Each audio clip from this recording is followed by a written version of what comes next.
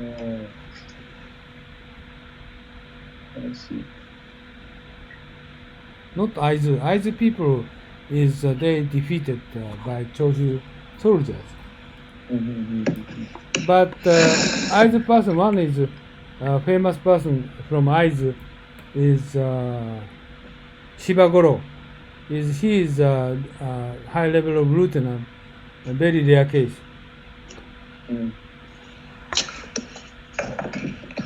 Right? Very rare case. So Meiji era is just exactly turn finished. Edo era and human network is carried off at that time. Until now. Until now is the central government and people are occupied by southern part of people. Until even now.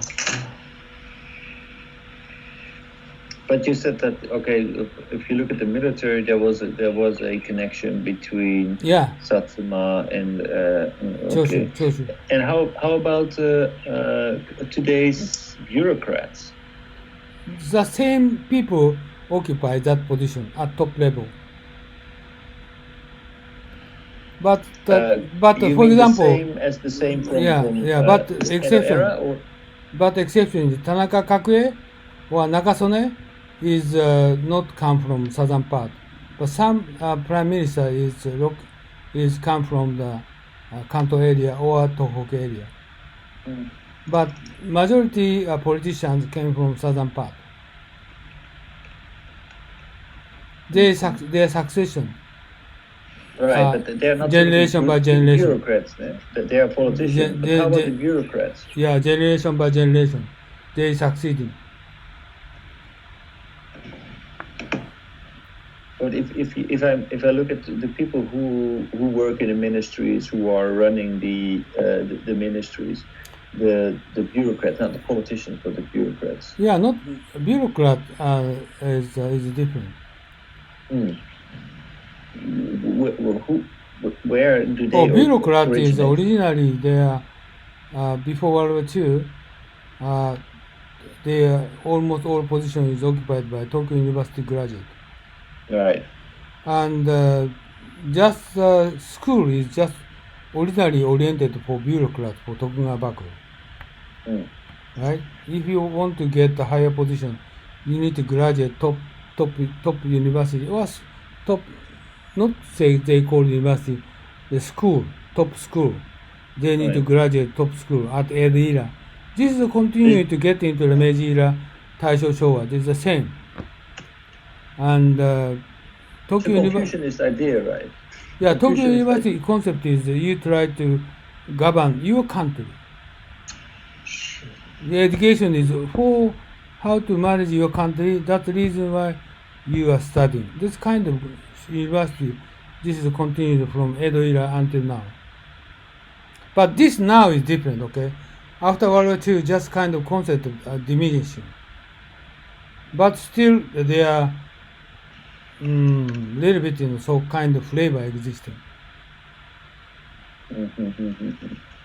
So the flavor of today's contemporary Japan could be traced back where the politicians, they have their roots in Satsuma and yes, top position. And the bureaucrats have their roots in Edo era, in the Edo period, Tokyo University. Educational system. And military have their roots in southern, southwestern. Yes, that's right. Right. So, is it fair to say that even in today's Japan, collaboration between bureaucrats and politicians is far from ideal? Is there a dualism between the two, or do they work together closely? I can't say it is good or bad, but it does work. But we have pros and cons, but I don't know what is the best solution it's going to be. Like Japan is very stable, established country, right? And not like America. and we don't have many rich people occupy the country. No, we don't, and egalitarian country. So politicians not doing that thing. But if you consider for Diet members or Tokyo municipal members, is there very good talented person? I don't think so. But Japanese system, Edo era they established, Tokugawa era established system, and Meiji restoration system. The system itself is very stabilized system. But problem is, system is very stabilized, but kind of emergency things happen, very weak to react for kind of like coronavirus or something kind of sudden event. Government reaction is very weak. But if nothing happened, that current situation going concern, they are very well organized. But like a coronavirus or like coronavirus or something very irregular things happen, the government cannot well treatment for this kind of incident. So on the one hand, you have the top bureaucrats with the kind of like weak politicians, but this kind of like peaceful coexistence, their collaboration. Still, there are the roots in history that is where everything was aimed at building a stable society with deep roots that would continue and be able to survive. However, that's very good in implementing fundamental policies, but not very good in tactical response to situations. So it's not pragmatic; it's very dogmatic. Oh yeah, and you consider for Edo era, they are like income level big growth. I don't know, but they try to stable, kind of going concern system. Right. Japanese well organized. Kind of past 33, 4 decades, 5 decades, Japan had no growth. So kind of sort of things is Japanese people, politicians, very well organized, well systematic approach. They can do that. But in the current world, they are everybody growth economy, or they try to change their society, try to change the business style. Japanese people are very weak to adapt for assimilation, very weak to adapt changing the world. So this is, I think, we need to reconsider something. Or we're going to stay as it is, like a current GDP level, next 2 decades, 3 decades. I don't know. This is the best way or not. Or Japan will like a growth, like a China, like the United States.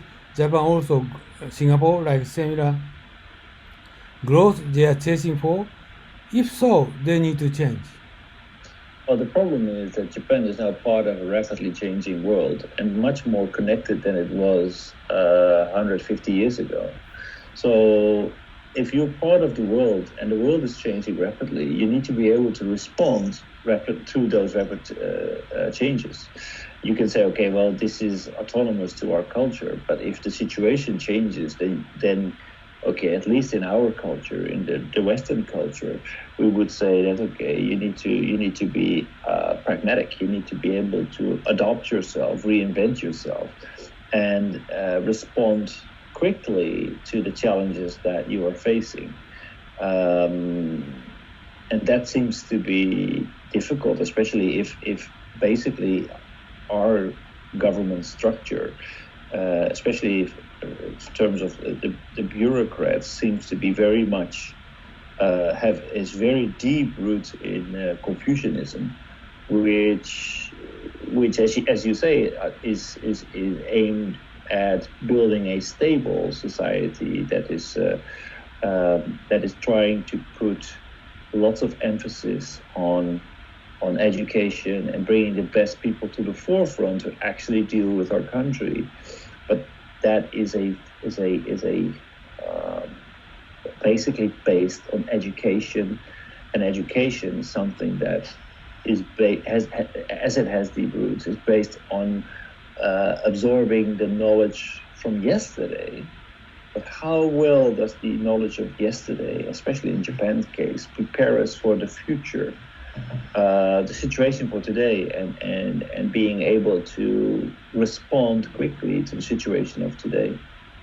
Okay, two aspects we need to consider. First aspect is we need to study 100 years Japanese history, especially study for Asian War and World War II.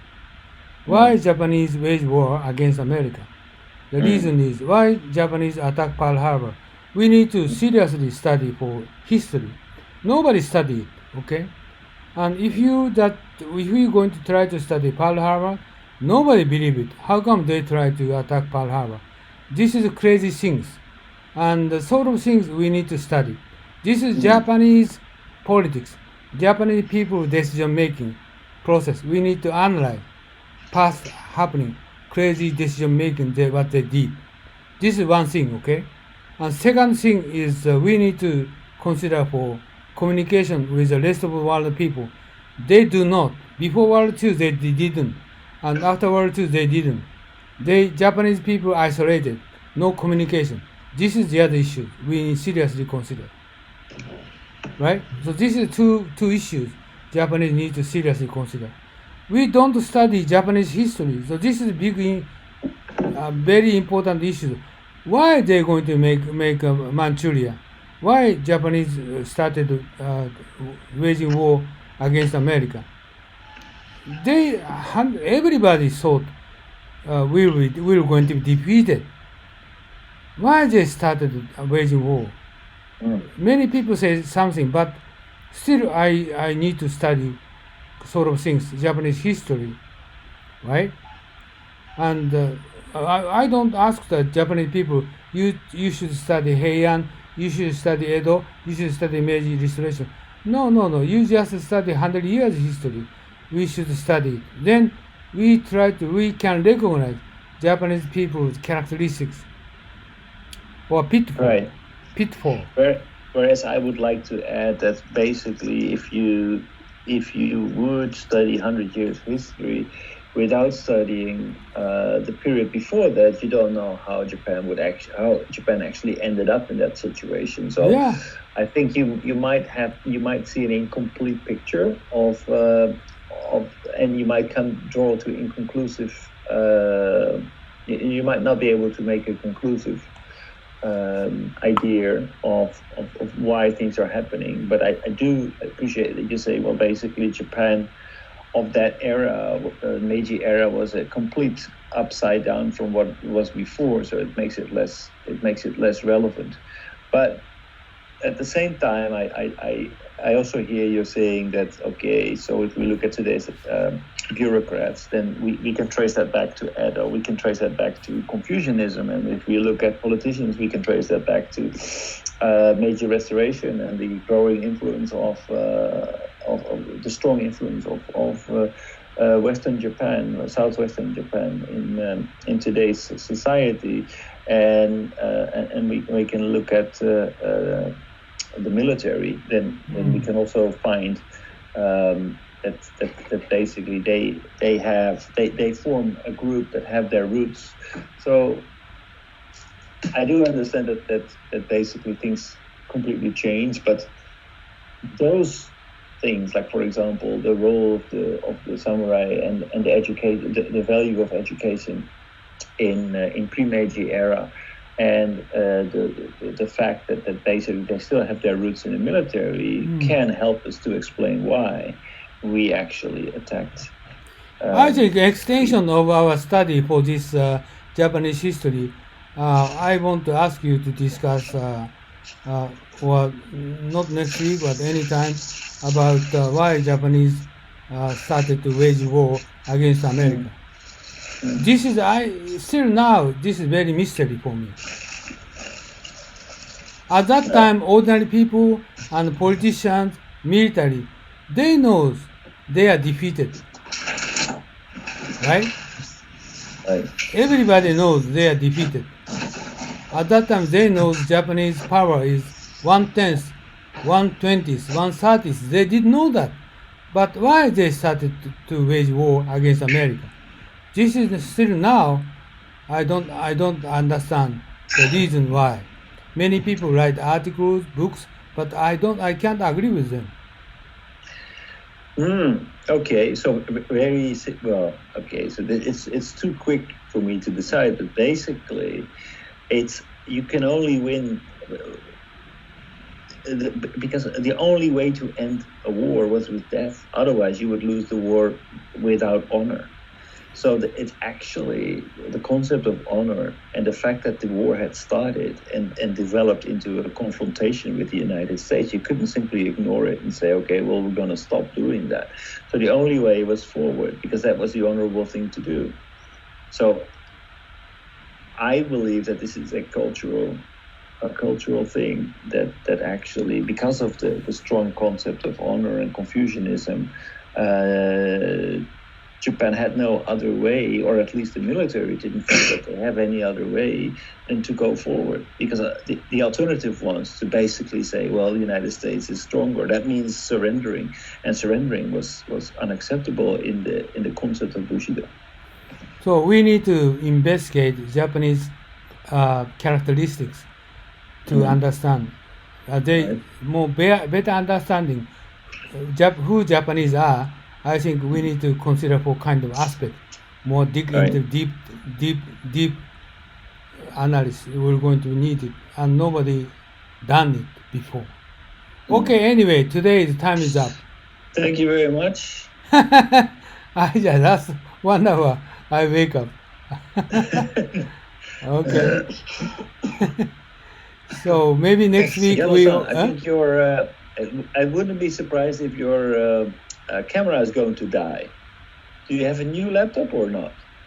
I'm sorry, camera? Yes, I see sometimes when you touch camera your flashing screen or close to it turns green. Oh, really? Yeah, your camera flashing. Oh, yeah, really? I think your camera is about to die. Oh, really? You had better change your camera.